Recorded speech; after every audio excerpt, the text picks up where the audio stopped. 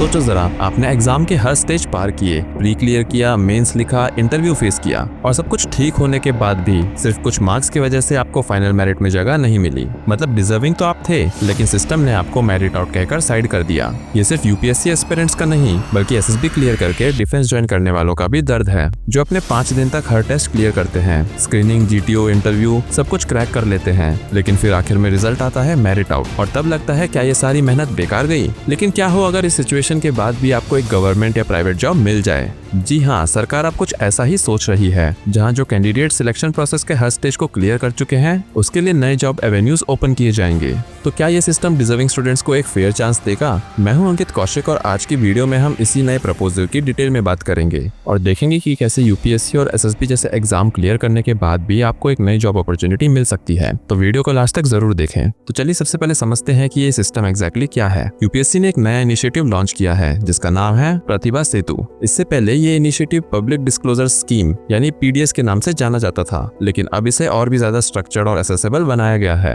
Specially उन candidates के लिए जो एग्जाम के सारे स्टेज क्लियर कर लेते हैं। यानी सोचो, अगर आपने यूपीएससी का प्रीलिम्स, मेंस और इंटरव्यू सब कुछ क्लियर कर लिया, लेकिन सिर्फ कुछ नंबरों के कारण आपका नाम फाइनल मेरिट लिस्ट में नहीं आ पाया, तो भी आप एलिजिबल हैं अपनी कैपेबिलिटी के बेसिस पर एक गवर्नमेंट या प्राइवेट जॉब के लिए। अब सवाल आता है कि ये सिस्टम क्या करता है। तो ये सिस्टम वेरीफाइड एम्प्लॉयर्स जैसे कि सेंट्रल गवर्नमेंट के डिपार्टमेंट्स या फिर प्राइवेट सेक्टर कंपनीज, इन सभी को यूपीएससी एक लॉगिन आईडी प्रोवाइड करता है। इस आईडी के थ्रू वो उन कैंडिडेट्स का बायोडाटा देख सकते हैं जो फाइनल मेरिट लिस्ट में नहीं आए, लेकिन एग्जाम के सारे स्टेजेस क्लियर कर चुके हैं और जो वॉलंटरीली अपने डिटेल्स शेयर करने के लिए रेडी हैं। और यहाँ बात सिर्फ बायोडाटा तक सीमित नहीं है, कैंडिडेट का एजुकेशनल क्वालिफिकेशन, कॉन्टैक्ट डिटेल्स सब कुछ एक्सेसिबल होगा एम्प्लॉयर्स के लिए, लेकिन सिर्फ उनके लिए जो यूपीएससी के प्लेटफॉर्म पर रजिस्टर्ड हैं।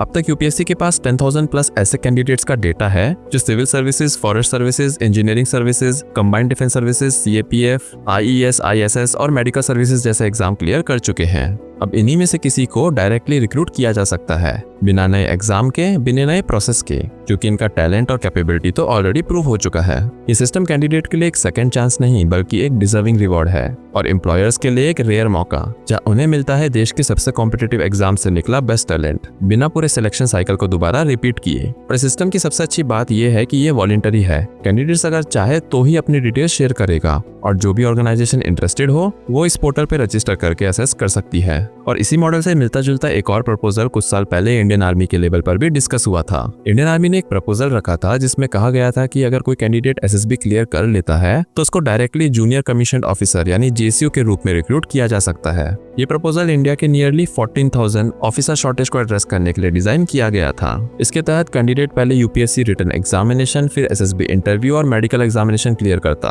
उसके बाद उसको 1.5 साल की ट्रेनिंग मिलती और ट्रेनिंग कंप्लीट करने के बाद वो यूनिट ज्वाइन करते एज अ जेसीओ और आगे जाके ये कर्नल रैंक तक प्रमोट किए जा सकते थे based on service and qualification. Army ने ये भी क्लेरिफाई किया था कि ये एग्जिस्टिंग जवान के प्रमोशन सिस्टम को इम्पैक्ट नहीं करेगा। ये जेसीओ सिर्फ ऑफिसर कार्डर के एंट्री लेवल वैकेंसीज के अगेंस्ट होंगे। यानी सोचो, आपने एसएसबी क्रैक किया पर मेरिट आउट हो गए तो आपको तो एक स्ट्रक्चर्ड पाथ मिल सकता है इंडियन आर्मी ज्वाइन करने का as a junior commission officer, और एक तरफ यूपीएससी का प्रतिभा सेतु जो नॉन रिकमेंडेड कैंडिडेट्स को नए करियर ऑप्शंस देता है। तो क्या ऐसे प्रपोजल्स को फाइनली इंप्लीमेंट कर देना चाहिए? क्या डिजर्विंग कैंडिडेट्स को एक सेकंड चांस मिलना चाहिए जिन्होंने एग्जाम्स तो क्लियर कर लिया है पर सिर्फ कुछ मार्क्स की वजह से रुक गए? आपका इसको लेकर क्या मानना है कमेंट्स में जरूर बताएं। अगर आपको ये वीडियो पसंद आई है तो अपने दोस्तों के साथ जरूर शेयर करें। बाकी मिलते हैं अगली वीडियो में एक नए और इंटरेस्टिंग टॉपिक के साथ। जय हिंद।